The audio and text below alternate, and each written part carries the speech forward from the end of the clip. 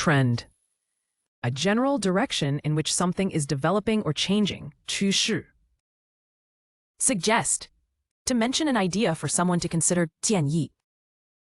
Expired. No longer valid because the time limit has passed. 过期的. Leftovers. Food remaining after a meal. 剩菜. Viral. Quickly and widely spread or popular on the internet. 爆红的. Genius. A person with great intelligence or skill. 天才.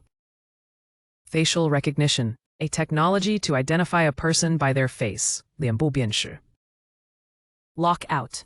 To prevent someone from entering. 锁在外面. Recognize. To identify someone or something. 辨认.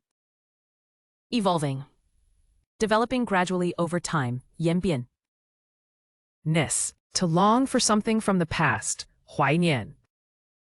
Progress. Forward or onward movement toward a destination. 进步. Grumpy. Easily annoyed or in a bad mood. 暴躁的. Post.